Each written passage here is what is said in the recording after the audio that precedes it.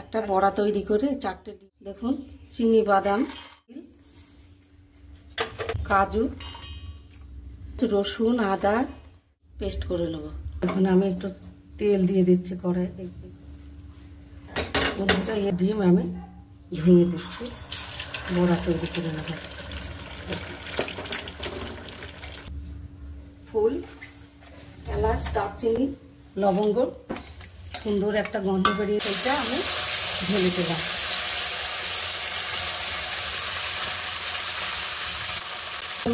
ধনে গুঁড়ো একটু লাল লঙ্কার গুঁড়ো লবণ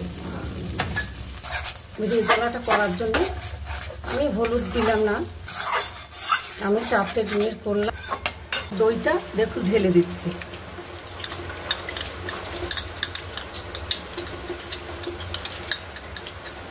দিয়ে ছড়িয়ে কসুরি মেথি এর বড়াগুলো ভেজে রেখেছিলাম, সেই বড়াগুলো আমি একটা করে আমি দিয়ে দিচ্ছি।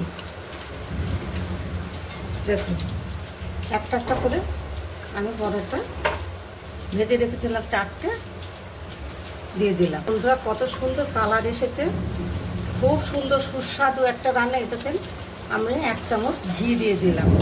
এইবার আমি বন্ধুরা দেখুন আমি গুঁড়া 10 মাখানা আমি দিয়ে দিলাম উপর দিয়ে ছড়িয়ে। এই রেজালার মধ্যে খেতে খুবই সুস্বাদু হবে, টেস্টটা আরও বেড়ে যাবে। বন্ধুরা 1 থালা ভাত এই দিয়ে খাওয়া যাবে। এই ডিমের রেজালাটা আপনারা বাড়িতে বানিয়ে খাবেন, খুবই সুস্বাদু।